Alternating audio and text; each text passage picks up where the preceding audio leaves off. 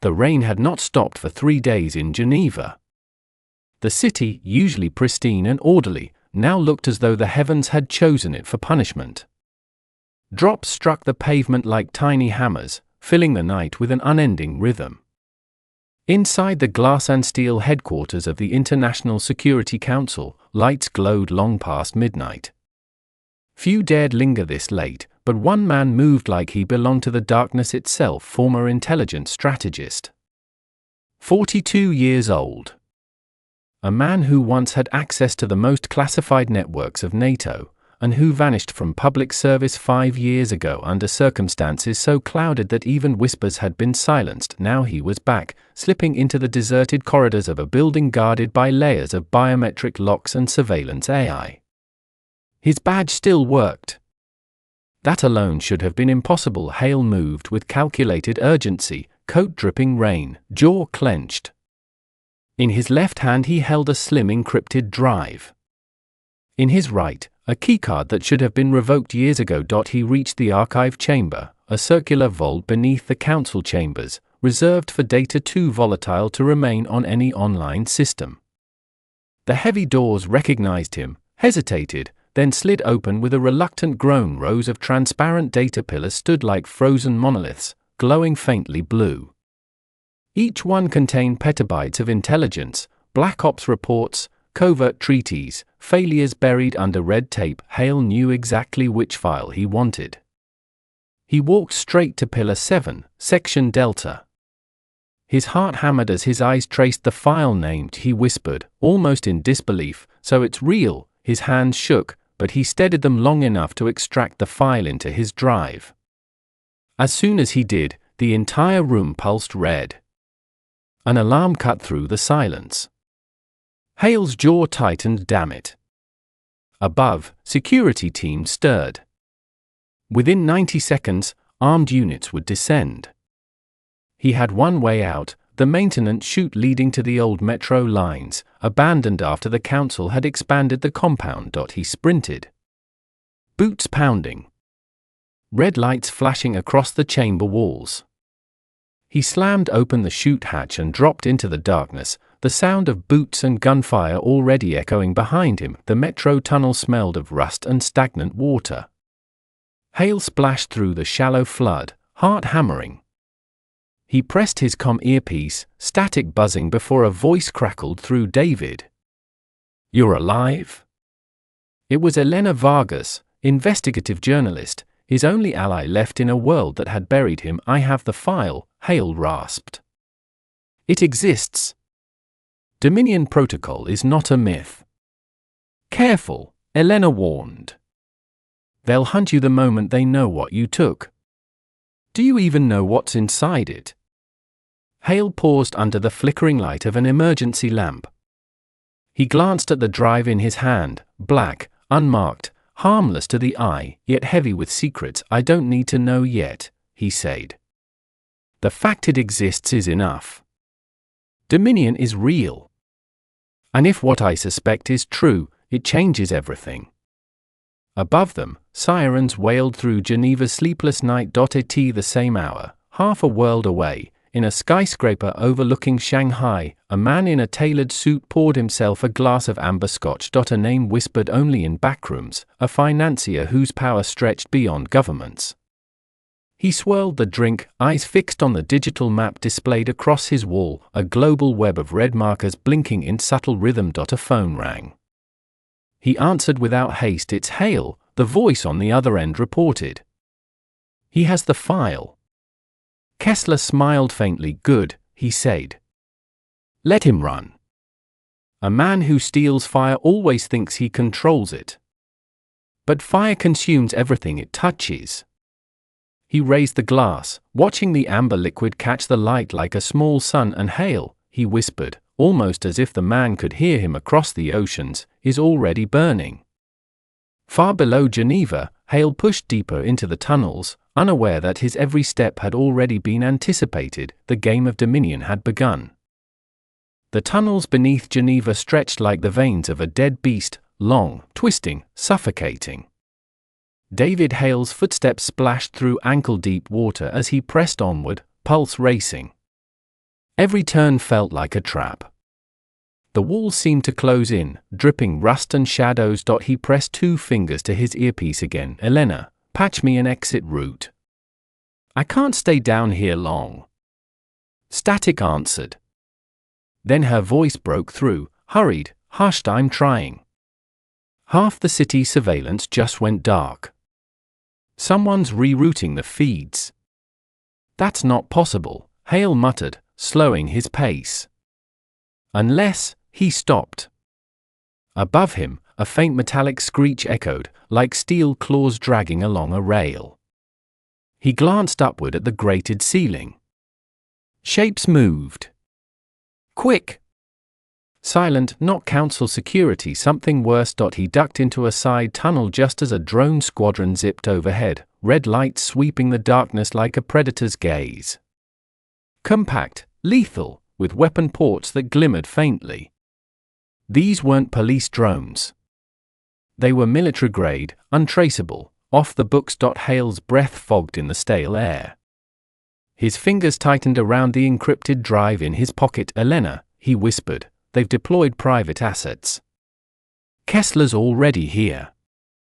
Above ground, Elena Vargas sat in a dimly lit newsroom office, a dozen monitors glowing around her. Her hair was tied back, her coffee cold, her eyes sharp despite exhaustion. She pulled up live feeds, tapping furiously.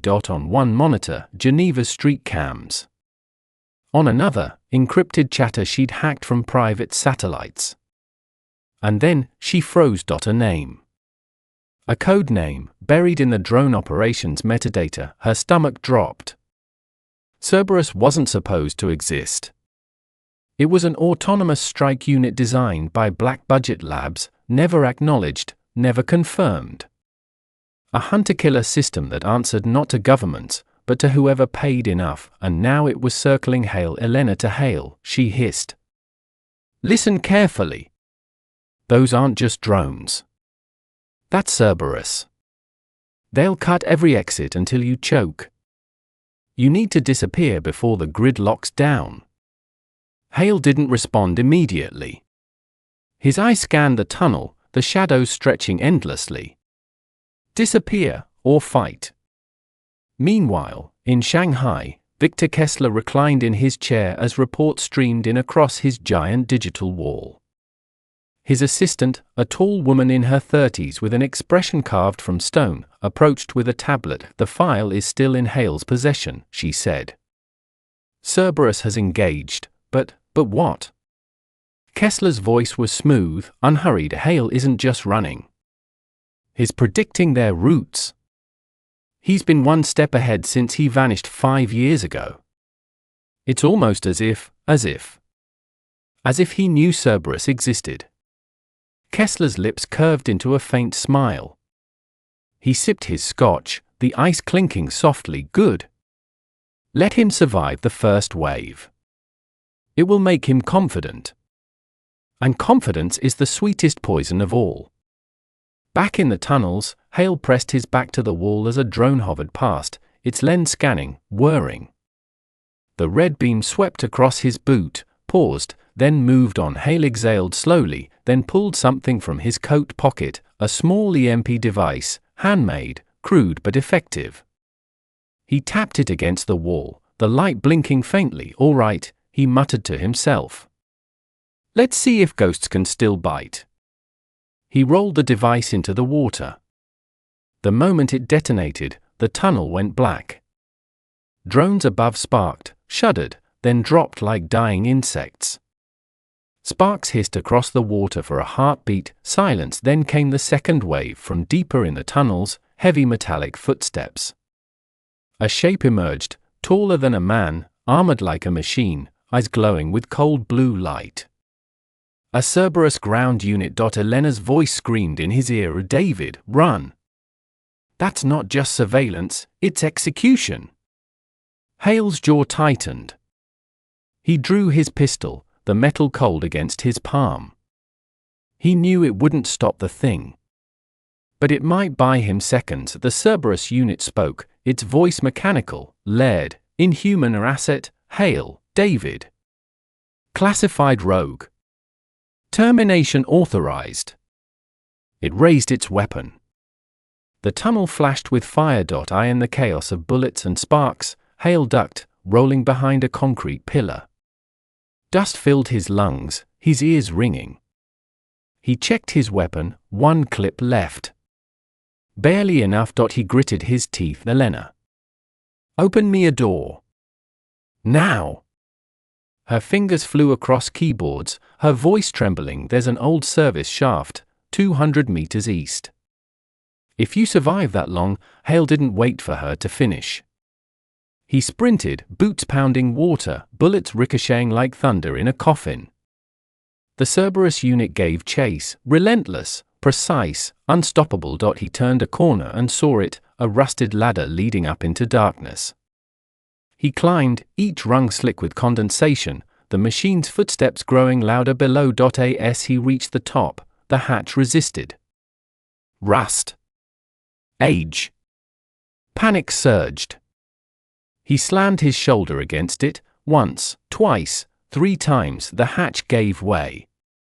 Hale pulled himself out into the cold night air. Rain lashed his face. Behind him, the tunnel roared with mechanical fury. He staggered to his feet on the rooftop of an abandoned metro station.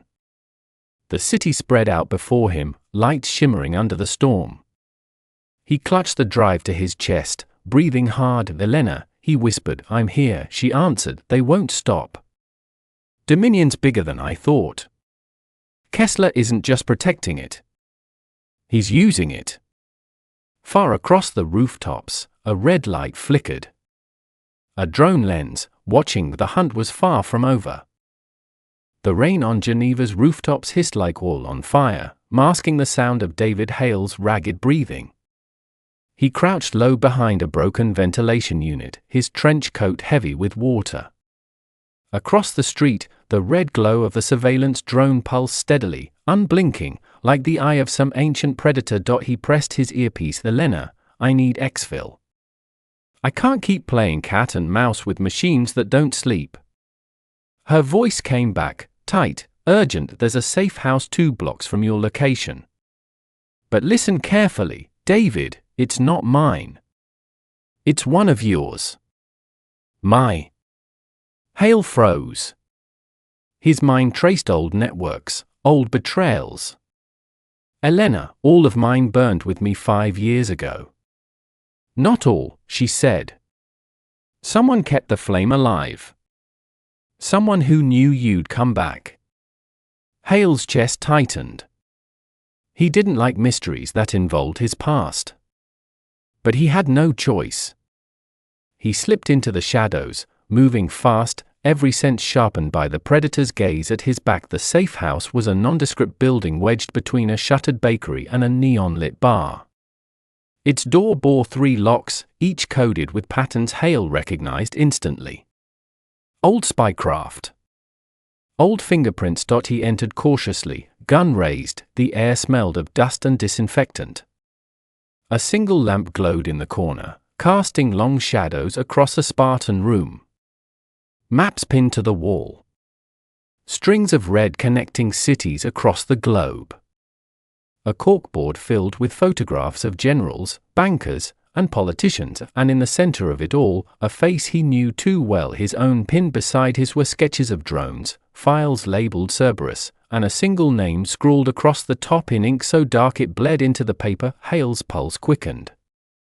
Someone had been tracking not just him, but the entire system he thought buried. A voice behind him cut through the silence. Took you long enough, David. Hale spun, gun raised. A figure stepped from the shadows, a woman, tall, her hair tied back in a severe knot, eyes sharp enough to cut glass, once his handler in NATO intelligence. Once his closest ally. Once, the one who betrayed him. Mara, Hale growled. His finger hovered over the trigger. You should be dead. She smirked faintly. And yet, here we are. Alive. Again. Just like old times. Hale's memories hit him like a knife, the mission in Warsaw, the ambush in Aleppo, the night in Berlin when Mara vanished with classified intel that burned every bridge Hale had left. She had framed him, branded him rogue, and left him to rot, and now she was here, standing in front of the Dominion wall like she had built it herself. What game is this? Hale demanded. Why the safe house? Why the file? Mara stepped closer, her voice low, deliberate, because Dominion is not what you think it is. And because if you keep running blind, Kessler will gut you before you reach Act 2 of his little play. Hale's eyes narrowed. Then enlighten me. She smiled, but it was a smile without warmth. The Dominion isn't just surveillance. It isn't just control. It's evolution. A blueprint for rewriting how nations move, how wars begin, how decisions are made. Imagine a world where free will is nothing but an algorithm's suggestion. Hale's grip tightened on his gun. And you? You're helping him? Her eyes flashed. Helping him? No, David. I'm trying to stop him. But I can't do it without you. The room seemed to tilt, the storm outside thrashing harder against the windows. Hale didn't lower his weapon. He couldn't. Not yet. You betrayed me once. Give me one reason I shouldn't end this now. Mara's expression hardened. She reached into her coat, slowly, deliberately, and placed something on the table between them. A photograph, Elena bound. Gagged. Held at gunpoint in a dark room Hale didn't recognize. Hale's stomach dropped. His throat tightened. Mara's voice was ice. You think Elena's been helping you this whole time? She's bait, David. Kessler's been feeding her crumbs, waiting for you to take the hook. Right now, she's in his hands. And if you don't play this right, she dies. Hale's mind raced. His instincts screamed not to trust her, but the photograph, the fear in Elena's eyes, was too real to ignore. The world outside thundered. The storm had reached its peak. Inside, two ghosts from the same past stood face to face, their guns, their lies, and their secrets hanging between them like knives, and in the silence that followed, Hale realized something terrifying. He wasn't sure who the enemy was anymore. The storm outside battered the safe house, rain rattling the windows like restless fingers.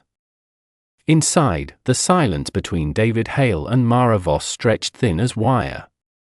The photograph of Elena lay between them on the table, her terrified eyes staring upward, accusing, pleading. Hale's gun hand trembled, but only slightly. He'd learned long ago to keep his emotions beneath a layer of steel. Why should I believe this? He asked, voice low, dangerous. Mara's lips curved faintly. Because Kessler doesn't make mistakes. If Elena is still alive, it's because he wants her alive. For now. Or because you doctored this to manipulate me. Hale shot back. Mara stepped closer, her gaze never wavering. You're right to doubt. You always were. But ask yourself this, why would I risk exposing myself if it wasn't true? Kessler's already hunting me. You think I want to stand in the same room as the man I betrayed? The air between them thickened with the weight of old scars. Hale lowered the gun, slightly, not enough to trust, but enough to keep the conversation alive. Then start talking, he said. Mara's eyes flicked to the corkboard behind her, to the sprawling map of connections she'd built. Dominion isn't a protocol, David. It's a design. A predictive model created from decades of black data. Wars, recessions, elections, pandemics, all reduced to patterns. Dominion doesn't just track the future. It creates it. Hale's jaw tightened, predeterminism at a global scale. Exactly. Mara's voice sharpened. And Kessler is its architect. He's not controlling governments. He's making them obsolete. Meanwhile, in Shanghai, Victor Kessler stood before a floor-to-ceiling window, the city's neon glow painting his reflection in eerie hues. His assistant, the stone-faced woman named Lynn, handed him a tablet. Cerberus lost visual on Hale. But Mara has engaged, she reported. Kessler's smile was almost affectionate. Mara. Always 2 steps behind, always convinced she's 1 step ahead. I left her that file years ago, knowing she would find him. Lynn hesitated. You wanted her to bring Hale into play. Of course. Kessler's voice was silk over steel. Hale is not a problem to eliminate. He's a piece to move. He thinks he's exposing Dominion, but what he's really doing is testing its resilience. Every choice he makes is already in the system. He raised his glass, the amber liquid glowing against the skyline, and when he finally realizes the truth, that even his defiance was predicted, the last light of free will die inside him. Back in the safe house, Hale paced the room, his mind a storm of conflict. He wanted to dismiss Mara, to walk away, but the pieces she laid out connected too perfectly with the fragments he'd uncovered. Why show me this now? He demanded. Why not let me rot in the tunnels?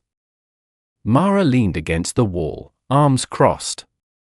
Because Dominion is accelerating. Within days, Kessler will activate Phase 3. Once that happens, no resistance will matter. The system will self-sustain.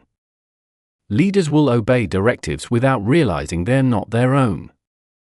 And Elena? Hale asked, his voice hardening. She's leverage, Mara said flatly. The only reason you're not a corpse yet. Kessler wants you to keep running, to keep playing. He needs you in motion to close the loop. Hale's stomach twisted. Every instinct screamed not to trust her, yet the photo of Elena burned in his pocket like a brand. Finally, he holstered his gun. Fine. You want my help? Prove you're not feeding me another lie. Take me to her. Mara's expression didn't change, but her eyes flickered, the tiniest sign of hesitation. I can't. Not yet. Hale's jaw clenched. Then we're done. He turned toward the door. Wait, Mara snapped. The sharpness in her tone froze him. If you walk out now, you'll die within the hour. Cerberus is still tracking you.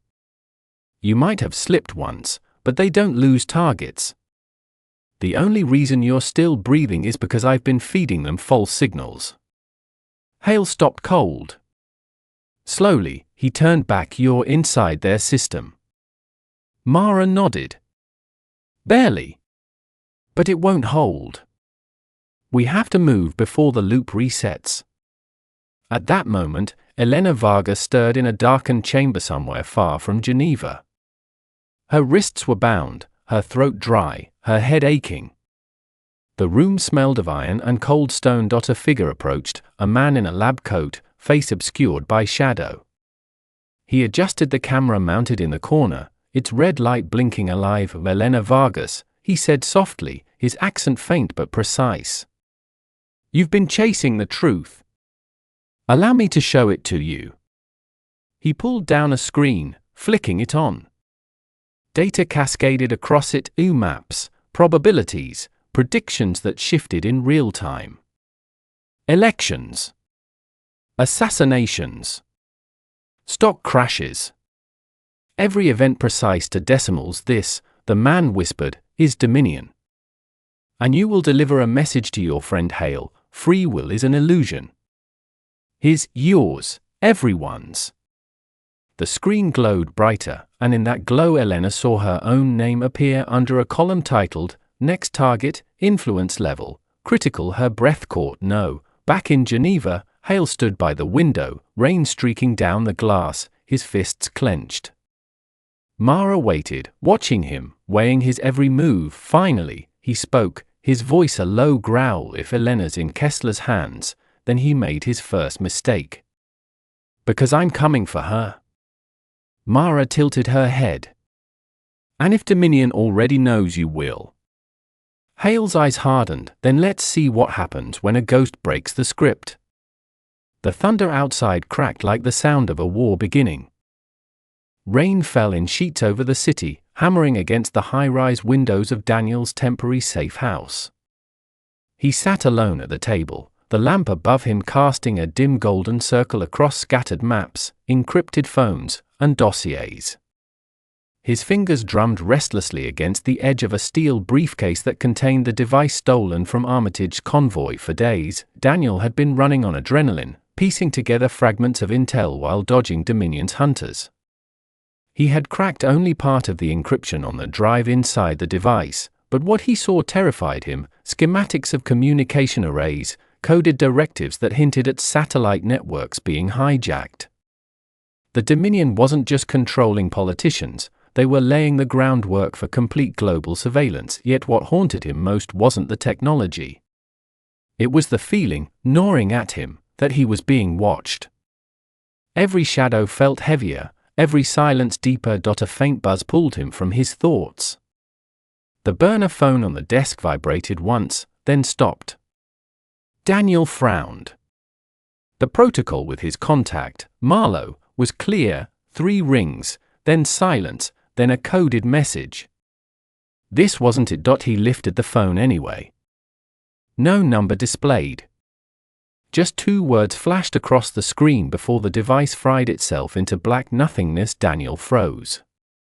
The phrase wasn't just cryptic, it was one of Dominion's signals. Someone close to him had flipped. Meanwhile, far across the city, Armitage stood in a subterranean chamber lined with glowing monitors. The air was cold, humming with the low thrum of servers. On one of the screens was a grainy feed: Daniel, sitting in his safe house, unaware that every move had been mirrored to Dominion for the past 48 hours. Armitage leaned closer, his eyes sharp behind the reflection of glass. "He's predictable," he said, his voice calm but laced with menace. "Even when he runs, he circles back to the people he thinks he can trust." A figure stepped from the shadows behind him, tall, hooded, the identity obscured. The voice that answered was one Daniel would have recognized instantly had he been there. "Then let him keep believing. The deeper he goes, the more he'll reveal for us." Armitage smirked. "Exactly. We don't hunt him. We let him think he's winning." Night bled deeper into the city when Daniel finally left the safe house. He wore a grey hood, his eyes scanning every corner, every passing car. The message, "Trust broken," played over and over in his mind. He had only one option left: reach Lena. She was the only ally who had consistently proven her loyalty, the only one who had risked herself to pull him out of Dominion's traps. But even as he thought it, doubt gnawed at him. What if the message meant her? What if I've already walked into the snare? Still, he moved, guided by instinct and desperation. The rendezvous was set in an abandoned train station beneath the city, long since forgotten by commuters, now a labyrinth of rusting tracks and dripping tunnels. Daniel arrived early, planting surveillance bugs of his own, testing for signals. The silence felt wrong. At exactly midnight, footsteps echoed. Lena emerged from the shadows, her trench coat soaked, her hair plastered to her face from the rain. She carried no bag, no tech, just a faint tremor in her voice when she called, "Daniel." His hand tightened around the pistol at his side. "I need to be sure," Daniel said, stepping into the open. "Say the code." Her brow furrowed. "We don't, say it." His voice cracked like a whip. Lena's lips parted, hesitation flashing across her face before she finally whispered, "The river hides its secrets." It was correct. The code they had agreed on weeks earlier. Yet something in the way she said it, too slow, too deliberate, chilled him. "Do you trust me?" she asked softly. Daniel's chest tightened. He wanted to say yes, wanted to cling to the bond they had forged through fire and betrayal. But the words "trust broken" burned behind his eyes before he could answer. A sharp click echoed through the tunnel. A red laser dot crawled up Lena's shoulder. "Sniper down!" Daniel roared, grabbing her arm and dragging her behind a pillar just as a shot cracked, shattering concrete. Dust rained around them as the old station erupted into chaos, more footsteps, more gunfire. Dominion's strike team had arrived. The battle was brutal.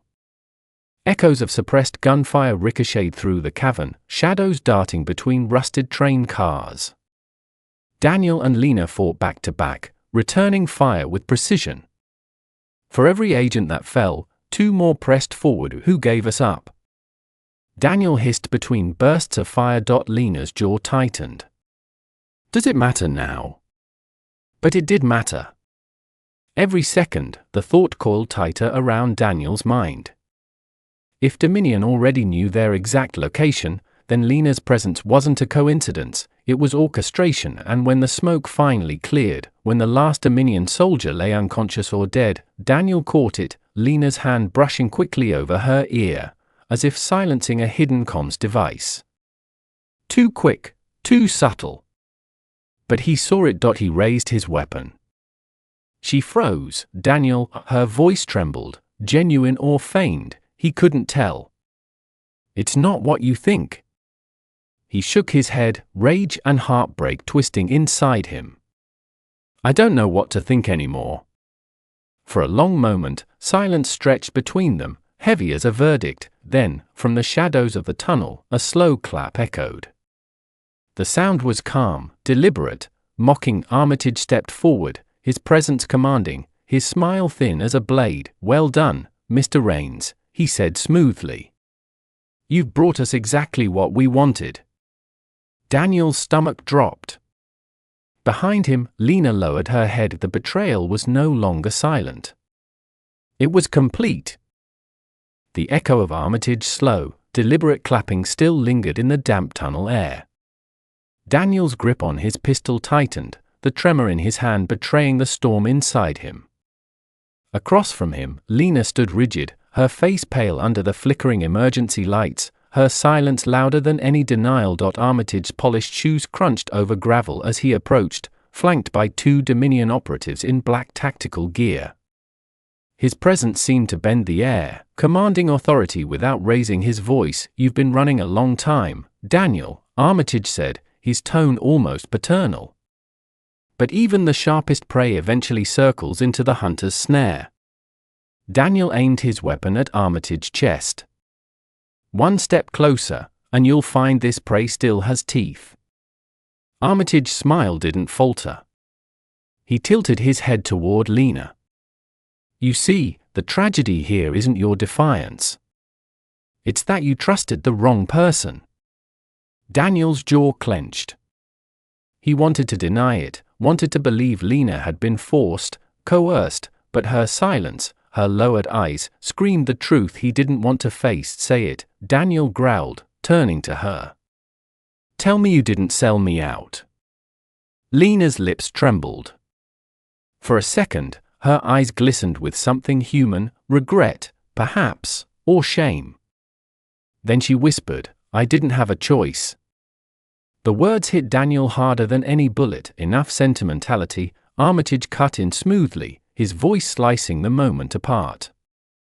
He gestured to the operatives. Take the device. One of the soldiers moved forward, eyeing the steel briefcase at Daniel's feet. Daniel reacted instantly.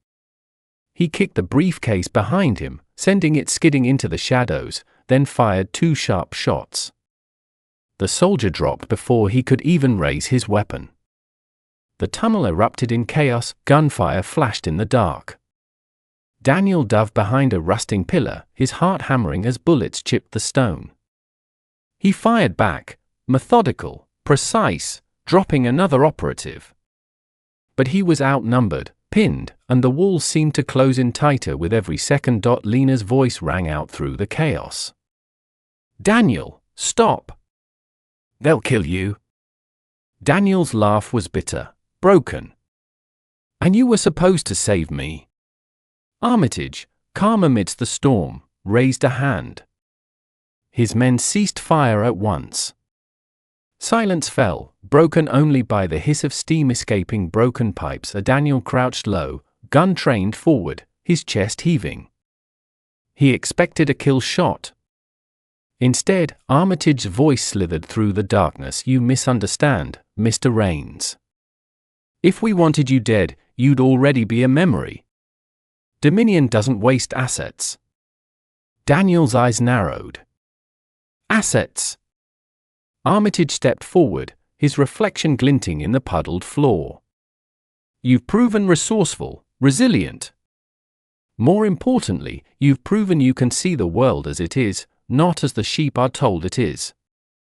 Dominion values men like you. The offer hit Daniel like ice water. He glanced at Lena, her face unreadable, her silence unbearable. You want me to work for you? Daniel spat. Not for us, Armitage corrected smoothly. With us. You've been chasing phantoms of corruption, searching for truth in shadows. But what if you were the hand guiding those shadows? Imagine not fighting the machine, but steering it. Daniel shook his head. You burn everything you touch. Countries, governments, lives. You're not steering the world, you're strangling it. Armitage's smirk deepened. And yet the world keeps coming to us.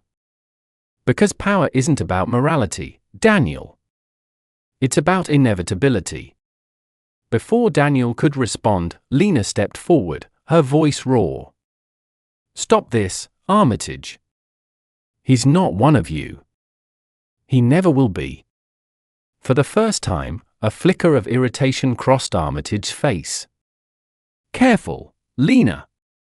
Your usefulness depends on obedience. Daniel turned sharply, confusion cutting through his fury. Usefulness? You're not just a traitor, are you? You've been working for them from the beginning. Lena's eyes filled with tears. Daniel, I swear, I tried to protect you. They had leverage. I couldn't, her words cracked as Armitage interrupted coldly. Do not delude yourself, Mr. Raines. Everyone bends when pressure is applied correctly. She is no different. Daniel's hand trembled on his pistol. Betrayal, rage, exhaustion, they all swirled into a storm threatening to consume him. He wanted to end it here, to put a bullet in Armitage's skull, to silence the lies. But deep down, he knew Dominion's power didn't end with one man. Armitage studied him, then gave a faint nod. We'll give you time. Consider the offer. But remember this, every path you take leads back to Dominion. Resistance is only delay. He turned to leave, his operatives forming a shield around him. But not before his final words lingered in the tunnel like poison. You will either be our ally, or our example. The footsteps faded, the echoes swallowed by the dripping silence. Daniel stood frozen, his weapon still raised, his pulse thundering in his ears. Lena took a hesitant step toward him. Daniel, please. Believe me. I wanted to tell you. I wanted out. He lowered the gun slowly, his face carved in stone. Then you should have chosen sooner. He turned, retrieving the briefcase from the shadows, and walked away without another word, leaving Lena trembling in the ruins of her choices. Outside, the city lights glared through the rain, neon bleeding into the black streets. Daniel emerged, soaked, broken, but unyielding. Dominion had shown their hand. They didn't want his death. They wanted his soul, and Daniel swore, as the storm raged overhead, that they would never have it. The rain had softened into a drizzle, but Daniel barely noticed. His mind was a storm of betrayal, fury, and grim determination as he moved through the city streets. Dominion had cornered him, broken his trust, and offered him a poison deal. He wasn't going to wait for their next move. He was going to strike back. He ducked into a dim alley, slipping inside an unmarked door that led to a forgotten stairwell. At the bottom was a steel door, sealed with a keypad. Daniel punched in a sequence of numbers, his own failsafe, known only to him. The lock clicked open, revealing a hidden workspace, old servers, radio equipment, and shelves stacked with maps. This wasn't just a hideout. It was his war room. Daniel placed the steel briefcase on the table and flipped it open. The device inside still hummed faintly, its encrypted drive glowing with soft pulses of light. He connected it to his system, bypassing the Dominion interface with code he had written years ago, a patchwork of exploits and backdoors. For hours, he worked relentlessly. Lines of code flickered across the screen. Each layer of encryption peeled back like rotting skin, revealing fragments of Dominion's network. The more he saw, the clearer the horror became. This wasn't just surveillance. Dominion was mapping the psychological profiles of entire populations, tracking fears, habits, weaknesses, feeding them into predictive models. With these, they didn't just watch the world. They controlled it. Elections, markets, wars, everything was nudged, orchestrated, puppeteered, and Daniel had something they hadn't anticipated, a fragment of the master key that could disrupt it. His chest tightened as he stared at the glowing lines of code. If he could amplify this, broadcast it, he might cripple Dominion's control for weeks, maybe months. Long enough to expose them, but he needed help. Against his better judgment, he sought out Marlowe. The ex-intelligence officer met him in a shuttered cafe on the edge of the docks.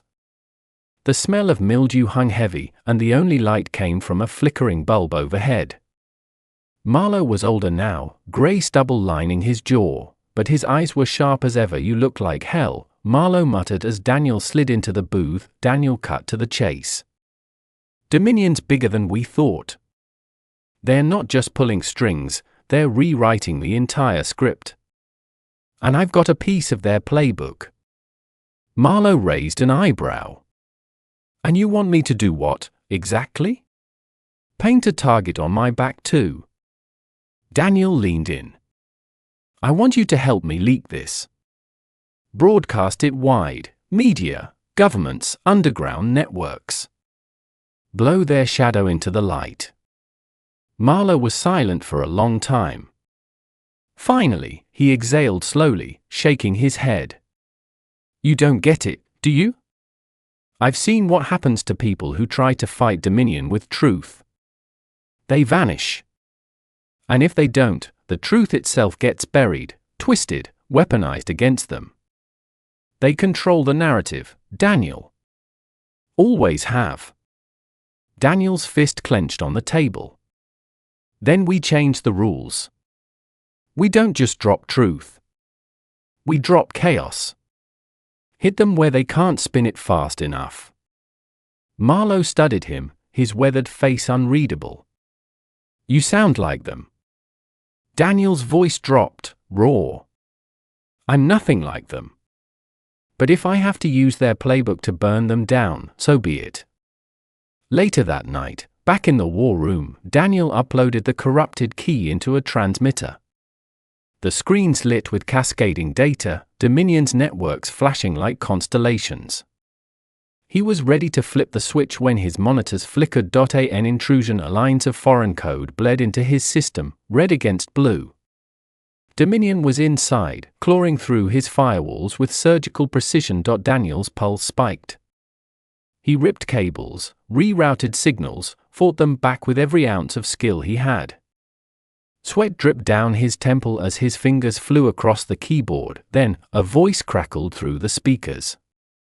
Calm, chillingly familiar. Daniel, Armitage's voice purred, "You truly are exceptional.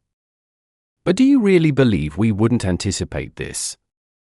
Daniel's throat went dry. They weren't just watching, they were inside the very walls of his resistance. Armitage's voice deepened. "We could end you right now. Erase everything. But we won't. Do you know why?" Daniel didn't answer. "Because chaos suits us, too. Every time you resist, you test our system. You sharpen it. You become useful, even in rebellion." Daniel's hands shook, but he forced himself to type one last command. A surge of power coursed through the transmitter, sending a corrupted packet of Dominion's data into the global ether. Not the full key, not enough to cripple them, but enough to leave cracks. Armitage chuckled through the static. "Impressive. Painfully naive, but impressive." then the screens went black.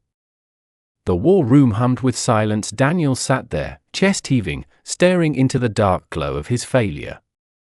He hadn't destroyed Dominion. He hadn't even hurt them. But he had marked them, scarred their perfect machine with a wound that couldn't fully heal. For the first time, Dominion had bled, and Daniel swore it wouldn't be the last. The city pulsed with unease in the days that followed. News feeds across the globe flickered with strange anomalies. Financial markets stuttered, air traffic control systems glitched, and encrypted diplomatic cables leaked into the public domain. Government scrambled to contain the chaos, spinning narratives about technical errors and foreign cyber attacks. But Daniel knew the truth. His corrupted packet had pierced Dominion's armor, scattering shards of their machinery into the open. For the first time in years, the world had glimpsed the shadowed strings guiding it, and Dominion would not forgive him for it. The retaliation came swiftly. Daniel had relocated to a safe house deep within the industrial quarter, a crumbling warehouse laced with steel beams and the stink of oil. He worked feverishly, trying to salvage what fragments of Dominion's code he still possessed. His fingers were raw, his eyes bloodshot. Every second, he expected a drone to rip the roof apart or a kill team to burst through the rusting doors. Instead, Dominion chose a subtler weapon. The warehouse's ancient TV, one Daniel had never even connected, flickered on by itself. Static hissed, then sharpened into an image. Armitage, seated in an opulent leather chair, a glass of scotch in hand. Behind him, floor-to-ceiling windows revealed a city skyline, though which city, Daniel couldn't tell. Daniel, Armitage said, voice rich with calm authority. You've made your move. Crude, but effective. The world is unsettled, confused. Some even whisper our name again. Clever boy. Daniel stood rigid, pistol in hand, though he knew it was useless against a screener. Armitage swirled his drink lazily. But rebellion carries a cost. Dominion cannot be embarrassed without consequence. Which brings us to The screen shifted. Daniel's heart plummeted. It was Lena. Bound to a chair in a dimly lit room, her face battered, a bruise darkening her cheek. Her eyes lifted toward the camera, shimmering with a mix of pain and defiance. Daniel, her voice cracked through the feed. Armitage's voice overlaid hers. You see, trust may be broken, but leverage endures. She is still ours to command or discard. Daniel's jaw clenched, fury boiling beneath his skin. If you touch her, you'll do what? Armitage interrupted, smiling coldly. You had a chance to walk with us, Daniel. Instead, you spit in our face. Now we will show you the price.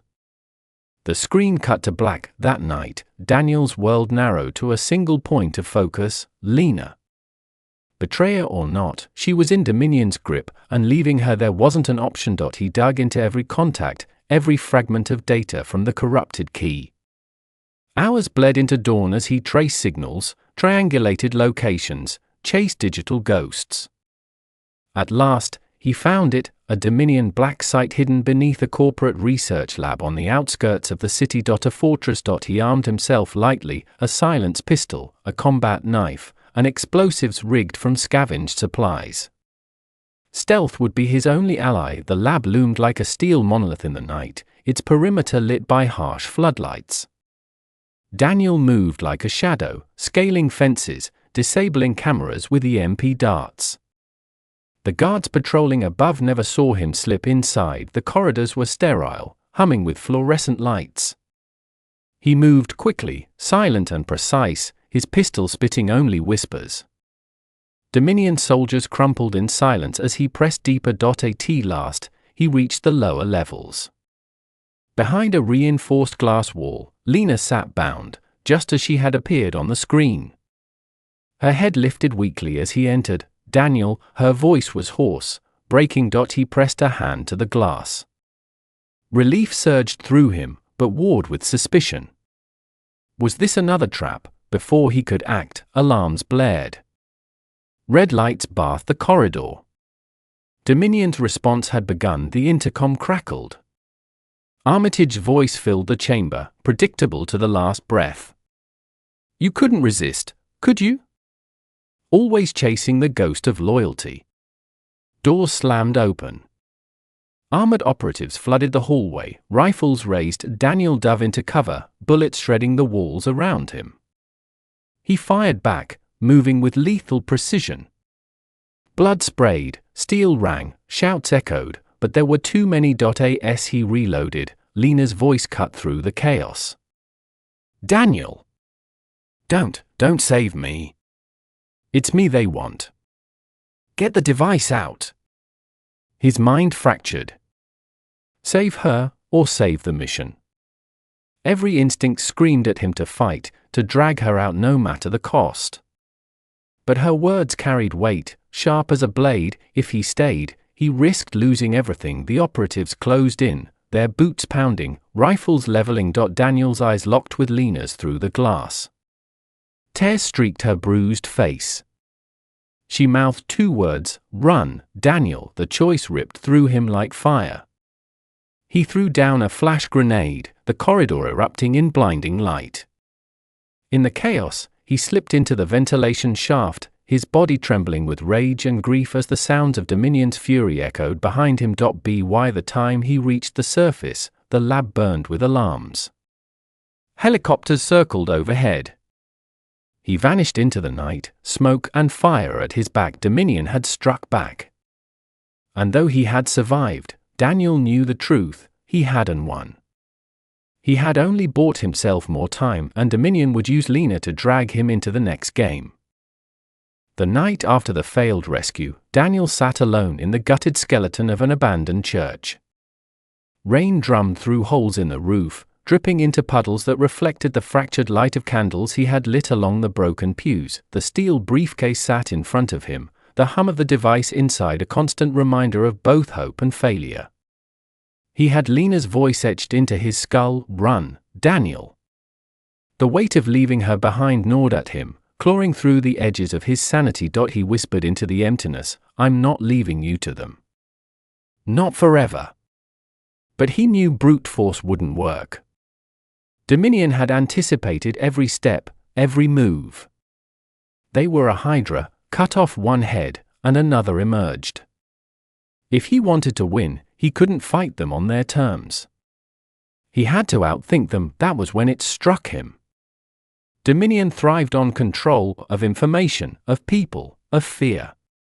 If he couldn't destroy them with truth, maybe he could destroy them with doubt. Over the next 48 hours, Daniel became a ghost in the digital world.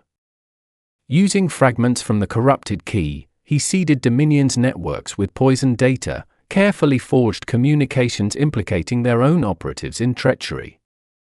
Bank accounts fabricated, secret files altered, whispers of betrayal scattered like embers in the wind. He didn't strike at their infrastructure. He struck at their unity. The first cracks appeared fast. He intercepted encrypted chatter, Dominion cells questioning orders, suspicion spreading like wildfire. Operatives moved against each other in the shadows, each believing the other compromised. Daniel smirked grimly in the glow of his monitors. "Let's see how you like bleeding from the inside." But Dominion wasn't blind. Armitage watched the chaos unfold from his high-rise command chamber. Screens around him flickered with surveillance feeds, each more chaotic than the last. Dominion strongholds tightening security, leaders snapping at one another, agents disappearing without trace. He swirled his scotch calmly, though a muscle in his jaw twitched. "His learning," Armitage muttered. "He's using our strength against us." The hooded figure beside him, voice smooth as silk, replied, "Then perhaps we underestimated him." Armitage's smile returned, sharp as a razor. "Or perhaps we let him run too long. It's time to remind him of the scale of the board he's playing on." 2 nights later, Daniel's world shattered. He returned to the church to find his safe house violated. The candles were extinguished. His maps torn. And on the altar, neatly placed, was a single object, Lena's necklace, a simple silver chain she never took off, Daniel froze. His pulse thundered as he picked it up, the metal cold in his palm. Attached to it was a note, handwritten in precise, elegant strokes. For every crack you make in our house, we will break something in yours. Stop now, or she dies. Rage ignited in him, white hot, but underneath it something colder crystallized, clarity. Dominion was rattled. They weren't invincible, they were desperate enough to taunt him. That meant he was close to something they feared. He pocketed the necklace, his mind racing. No more running. No more hiding.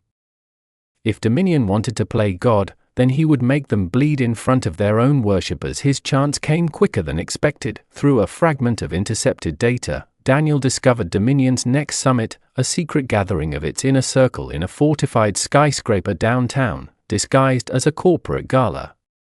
Politicians, bankers, generals, all the invisible hands pulling the world's strings, would be in one room. The risk was suicidal. But the reward, if he could infiltrate, expose them, maybe even strike a blow inside their sanctum, he could tilt the war. Daniel stood on a rooftop the night of the gala, the neon glow of the city stretching beneath him. Below, the skyscraper blazed with golden light, black cars pulling up, masked security swarming. Inside, power itself gathered to toast its own supremacy. He tightened the straps of his gear, his reflection hard in the rain-slick glass. The briefcase was slung across his back, the corrupted key humming inside like a heartbeat. This is it, he whispered to himself. The board flips tonight. Then he leapt into the storm. Inside the skyscraper's glittering ballroom, Armitage raised his glass, his smile sharp as ever. Ladies and gentlemen, he announced to the gathered titans of power, Dominion stands unshaken, unbroken, eternal. But as the crowd applauded, none of them noticed the shadow slipping past their guards, the ghost weaving through service corridors. The storm that had come to tear their house down from within. Daniel had arrived. The skyscraper pulsed with wealth and power. Crystal chandeliers sparkled above tuxedos and gowns, violins wept their elegant strings, and champagne cascaded into crystal flutes. Dominion's inner circle, the shadow government of the world, stood laughing, secure in their fortress of glass and steel, but Daniel was already inside. He moved like smoke through service hallways, every step calculated. His disguise was simple, black suit, waiter's badge, tray in hand. Beneath the pressed jacket, his chest burned with resolve. On his back, hidden in a slim tactical pack, the briefcase hummed, the corrupted key vibrating like a heart begging to be unleashed. Tonight wasn't about survival. It was about ending. From the mezzanine above, Daniel scanned the crowd. Armitage stood at the center, commanding the room like a conductor before his orchestra of kings. Generals in medals. CEOs worth empires. Senators whose words bent nations. Daniel's jaw clenched. This is the machine. These are the gears that grind the world. He touched Lena's necklace in his pocket. For you, he whispered. The plan was insane. Hack Dominion's private servers mid-summit and broadcast their darkest truths live to every screen in the city. Every betrayal, every war for profit, every secret manipulation dragged into daylight. But he only had one shot. Slipping away from the staff corridor, Daniel found the elevator to the restricted sublevels. His forged access card blinked green. The doors slid shut, sealing him inside the steel box. As it descended, the air tightened. He could feel the weight of Dominion above, feasting, while below lay their servers, the beating heart of the beast. The elevator chimed open. A long corridor stretched before him, lit sterile white. At the end, 2 guards in Dominion black. Their rifles gleamed. Their eyes were dead. Daniel exhaled. No more shadows. No more running. He struck like a thunderclap, tray crashing into one guard's throat, the second silenced by a blade drawn from his sleeve. It was brutal, fast, merciless. The corridor was his rows of humming towers stretched into infinity, each pulsing with the lifeblood of Dominion. Screens glowed with streams of encrypted data. The very air buzzed with heat and energy. Daniel dropped the briefcase onto the central console. With a hiss, it unlocked, revealing the corrupted key. He slid it into the port, fingers flying over the keyboard. Lines of code erupted across the monitors. Dominion's darkest archives unfolded: war plans, assassinations, blackmail, manipulation of markets, the creation of puppet regimes. Proof undeniable. He rerouted it all to every broadcast node in the city. On Times Square screens. On subway monitors. On the phones of every citizen, the truth ignited. Red sirens screamed. The vault shuddered as steel doors slammed shut. Dominion had triggered containment. Found you, a voice hissed. Armitage stepped from the shadows, flanked by Dominion's elite guards. His scotch glass was gone, replaced with a pistol. Sleek and black. You think you've won? Truth is noise, Daniel. People don't want freedom. They want control. Fear will bury your little broadcast within the hour. Daniel didn't flinch. Maybe. But now the world knows your name. And you can't kill a name. Armitage's smile was razor thin. Then I'll kill you instead.